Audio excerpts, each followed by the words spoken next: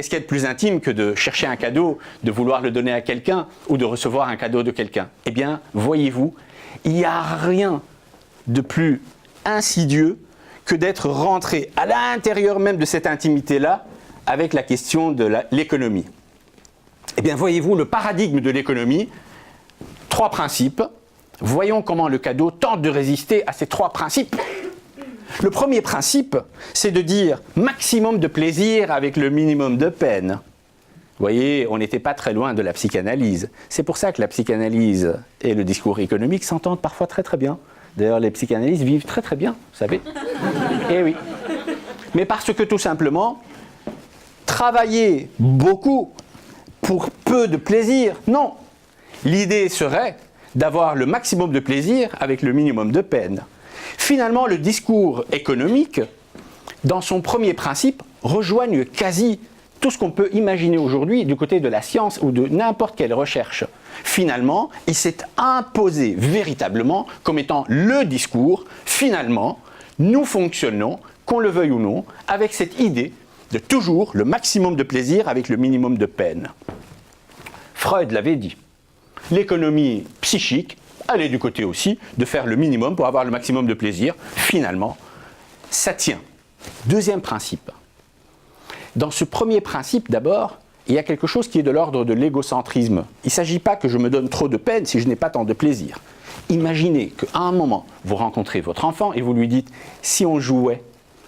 Et s'il vous répond en disant « à quoi ça sert ?» Ça y est, la pensée économique, elle n'y est pas loin. Mais s'il rajoute « et qu'est-ce que ça rapporte ?»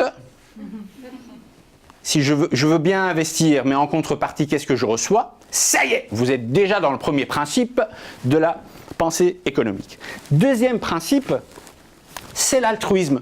L'idée, elle est dans la pensée économique, elle n'est pas uniquement centrée sur soi, elle est centrée aussi sur le fait de le maximum de plaisir pour un maximum de monde. Maximum de plaisir pour un maximum de monde. Vous voyez bien que ce sont 2 principes contradictoires et pourtant, ils cohabitent dans cette pensée, dans ce paradigme de l'économie. Finalement, comment est-ce qu'on va départager quelque chose de l'ordre de beaucoup de plaisir pour plein de monde et un plaisir beaucoup plus personnalisé? Eh bien, arrive le 3e principe, et c'est celui-là qui m'intéresse, et vous allez voir, c'est celui-là qui est fortement, fortement entamé par le cadeau.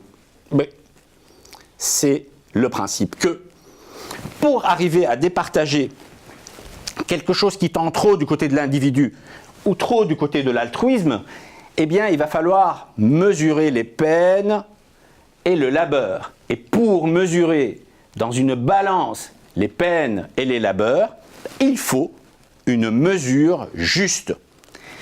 Et je vous le donne en 1000, l'économie a trouvé la meilleure mesure pour mesurer cette affaire-là. L'argent. Qu'est-ce qu'il y a de plus trébuchant et touchant et très clair que l'argent ou la valeur d'une marchandise? Il n'y a rien de plus tangible, il n'y a rien de plus objectif que la question de l'argent. Et donc l'économie base, d'une certaine manière, cette régulation entre ces 2 principes par le principe de quelque chose de sonnant et trébuchant et qui donne une valeur aux choses.